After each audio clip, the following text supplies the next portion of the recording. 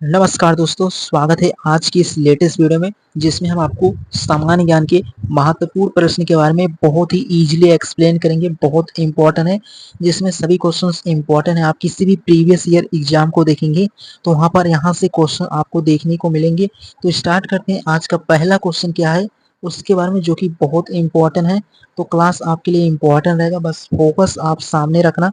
हर question को आप बहुत बेहतर समझ पाएंगे और बहुत ही इम्पोर्टेंट है। तो शुरू करते हैं। आज का पहला क्वेश्चन क्या है उसके बारे में। तो आप क्लास को पूरा फोकस से देखेंगे तो हर क्वेश्चन को बहुत बेहतर समझ पाएंगे। तो स्टार्ट करते हैं। आज का पहला क्वेश्चन क्या है उसके बारे में। तो पहला क्वेश्चन इसमें मेंशन किया है कि भारत का राष्ट्रीय पशु कौन सा होता है। तो भारत का जो राष्ट्रीय पशु होता है वो ऑप्शन नंबर सी में मेंशन किया है, वो बाघ होता है। और बाघ क्या होता है, भारत का राष्ट्रीय पशु होता है। उसके बाद इसके इम्पोर्टेंट पॉइंट के अगर बारे में बात करें तो जो आपका इम्पोर्टेंट पॉइंट होगा उसके बारे में आपको डिटेल में एक्सप्लेन करते हैं। तो भारत का जो राष्ट्रीय पशु है वो तो बाघ है, यहाँ पर मेंशन किया है। उसके बारे में आपको प्रॉपर क्लियर हो गया होगा। उसके बारे में ये यहाँ पर मेंशन किया है उसके बारे में कि जो भारत का राष्ट्रीय पशु है वो बाघ है।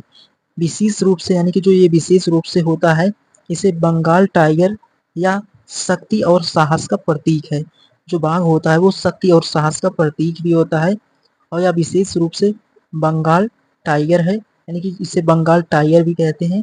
और यह शक्ति और साहस का क्या होता है, प्रतीक होता है। तो इस तरीके से इसका प्रॉपर आंसर हो जाएगा कि जो भारत का राष्ट्रीय पशु होता है वो बाघ होता है, और बाघ जो होता है वो शक्ति और साहस का प्रतीक होता है। तो इस तरीके से ओवरऑल आप इन पॉइंट को बहुत इजीली समझ गए होंगे, बहुत इंपॉर्टेंट है। एंड उसके बाद अगले क्वेश्चन के बारे में बात करें तो अगला सेकंड क्वेश्चन है, यहाँ पर मेंशन किया है कि संविधान सभा के स्थायी अध्यक्ष कौन थे। तो जो संविधान सभा के स्थायी अध्यक्ष के बारे में बात करें तो ऑप्शन नंबर ए में मेंशन है डॉक्टर राजेंद्र प्रसाद, जो कि स्थायी अध्यक्ष थे कहाँ के, संविधान सभा के। अगर इसके इम्पोर्टेंट पॉइंट के बारे में बात करें तो यहाँ पर मेंशन किया है कि जो संविधान सभा के स्थायी अध्यक्ष थे वो आपके डॉक्टर राजेंद्र प्रसाद थे।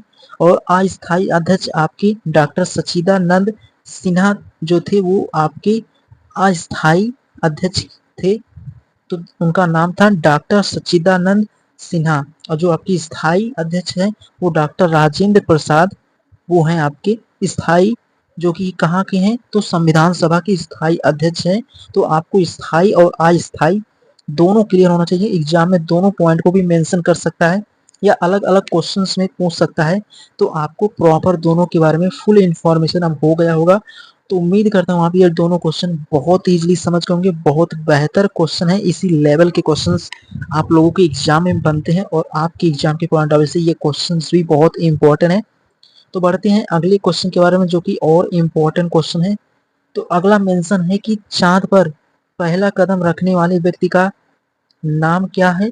तो जो चांद पर पहला कदम रखने वाले हैं उनका नाम है आपका नील आर्मस्ट्रॉन्ग, जो कि थे चांद पर पहले कदम रखने वाले। और इन्होंने कब रखा था तो इसके बारे में भी प्रॉपर यहाँ पर लिखा है, मेंशन किया है। तो इन्होंने 20 जुलाई 1969 यानी कि 1969 को नील आर्मस्ट्रॉन्ग ने अपोलो 11 मिशन के तहत चांद पर कदम रखा था।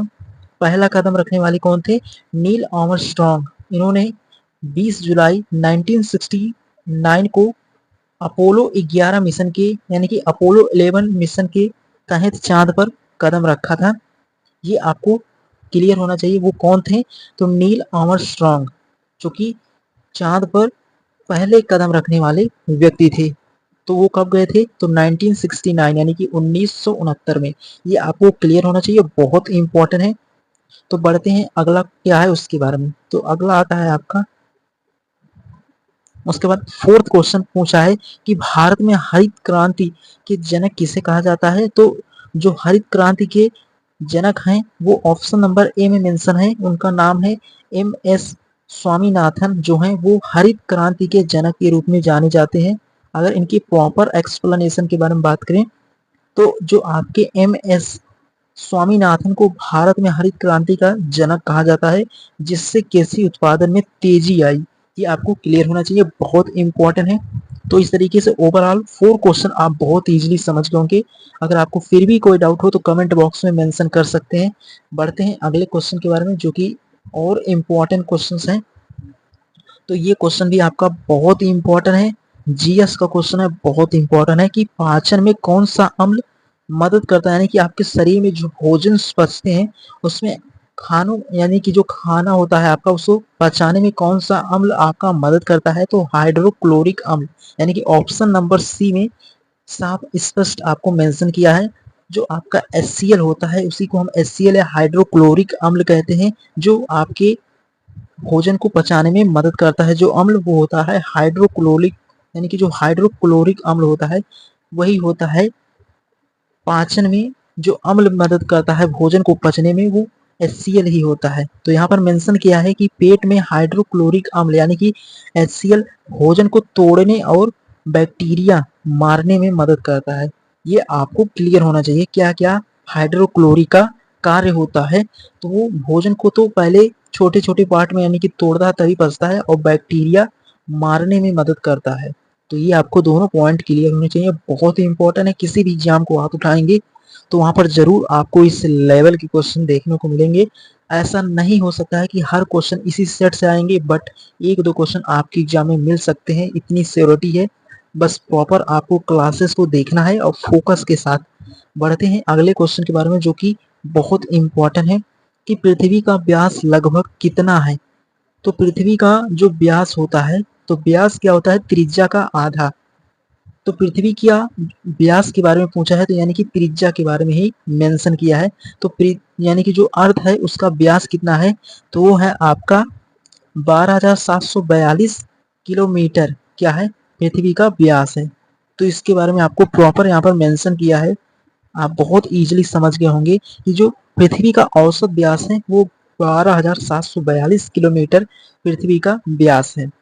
तो आपको अगर व्यास पता रहेगा तो आप त्रिज्या को बहुत इजीली कैलकुलेट कर सकते हैं, क्योंकि त्रिज्या का आधा हमेशा आपका व्यास होता है। ये आप 2D में बहुत इजीली समझ चुके होंगे मैथ में, तो ये आपको क्लियर होना चाहिए। तो ये क्वेश्चन भी आपके एग्जाम के पॉइंट ऑफ व्यू से बहुत इंपॉर्टेंट है। बढ़ते हैं अगले क्वेश्चन के बारे में जो कि और इम्पोर्टेंट क्वेश्चन हैं। उसके बाद जय जवान जय किसान का नारा किसने दिया, तो ये भी बहुत इंपॉर्टेंट है। उसके बाद अगला क्वेश्चन आता है जय जवान जय किसान का नारा किसने दिया था। तो ये भी क्वेश्चंस बहुत इंपॉर्टेंट है। इसमें मेंशन भी किया है ऑप्शन नंबर बी में कि लाल बहादुर शास्त्री जो थे उन्होंने जय जवान जय किसान का नारा दिया था। उसके बाद इसके प्रॉपर एक्सप्लेनेशन के बारे में बात करें तो यहाँ पर मेंशन किया है जो कि 1965 में भारत पाकिस्तान युद्ध के समय लाल बहादुर शास्त्री ने यह नारा दिया था। ये आपको क्लियर होना चाहिए, बहुत इंपॉर्टेंट है।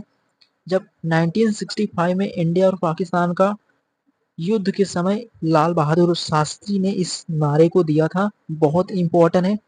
ये युद्ध के बारे में भी पूछ सकता है कि कौन से देश के साथ युद्ध हो रहा था जब जय जवान जय किसान का नारा दिया गया था और किसके द्वारा दिया गया था, ये बहुत इंपॉर्टेंट है।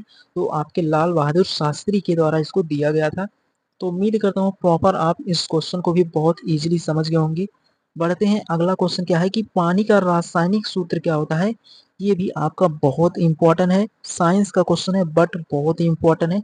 जो आप डेली लाइफ में यूज करते हैं, अपने पानी का रासायनिक सूत्र पूछ लेगा कोई व्यक्ति या एग्जाम में भी आ जाएगा, तो वो होता है H2O, यानी कि जिसमें पानी में 2 हाइड्रोजन और 1 ऑक्सीजन परमाणु होता है, इसलिए इसका सूत्र होता है H2O।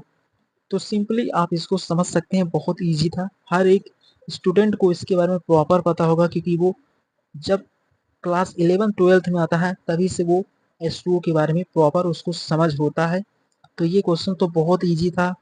अगर फिलहाल आपको नहीं पता है तो आपको क्लियर हो गया होगा। बढ़ते हैं इसके अगले वाले क्वेश्चन के बारे में। तो उम्मीद करता हूँ आप ये भी क्वेश्चन बहुत इजीली समझ गए होंगे, बहुत इंपॉर्टेंट है। उसके बाद अगला क्या है उसके बारे में, तो अगला मेंशन किया है सूर्य के निकटतम ग्रह कौन सा है। तो सूर्य के सबसे जो निकट ग्रह है वो आपका ऑप्शन नंबर बी में मेंशन है, बुध है। यानी कि जो बुध है वो सूर्य के सबसे निकट ग्रह है। ये आपको क्लियर होने चाहिए, बहुत ही इंपॉर्टेंट क्वेश्चन थे। तो उम्मीद करता हूँ आप ये 9 क्वेश्चन आप बहुत इजीली समझ गए होंगे, बहुत इंपॉर्टेंट। अगर फिर भी कोई डाउट हो तो कमेंट बॉक्स में पूछ सकते हैं। अगर आपको क्लास पूरा समझ में आया तो अपने सभी फ्रेंड के साथ शेयर करना ताकि वो भी अपनी पढ़ाई को और बेहतर कर सकें, ताकि आने वाले एग्जाम में बहुत अच्छा स्कोर करके सेलेक्ट हो सके।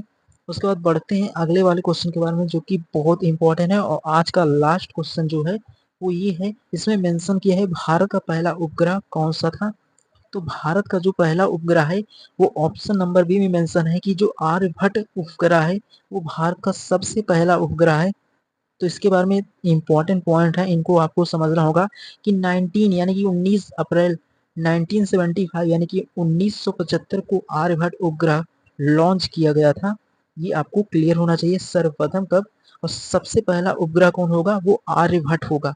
तो इस तरीके से आप ये बहुत इजीली इंपॉर्टेंट क्वेश्चन थे जो आप बहुत इजीली प्रॉपर इनको समझ गए होंगे। तो उम्मीद करता हूँ आज के इस लेक्चर को आप बहुत इजीली समझ गए होंगे। अगर आपको फिर भी कोई डाउट हो तो कमेंट। तो उम्मीद करता हूँ आज के सभी क्वेश्चन को आप बहुत बेहतर तरीके से समझ गए होंगे, बहुत इंपॉर्टेंट है। इसी तरीके से अपने पढ़ाई को कंटिन्यू करना और डेली क्लासेस को लेते रहना। तो आप अपने हर क्लास को लेते रहेंगे, उनका रिवीजन करते रहेंगे तो आने वाले एग्जाम में आप बहुत अच्छा आपका तैयारी रहेगी, बहुत अच्छे तरीके से आप क्वेश्चन को पहचान पाएंगे किस लेवल के क्वेश्चंस बन रहे हैं, चाहे वो आपके किसी भी तरीके से बनेंगे क्वेश्चन। जब आप डेली प्रैक्टिस करेंगे तो आपके अंतर्गत कॉन्फिडेंस भी आएगा, तो आप आने वाले एग्जाम को बहुत इजीली टारगेट कर पाएंगे। तो उम्मीद करता हूँ आज के सभी क्वेश्चन को आप बहुत बेहतर तरीके से समझ पाए होंगे, बहुत इंपॉर्टेंट है।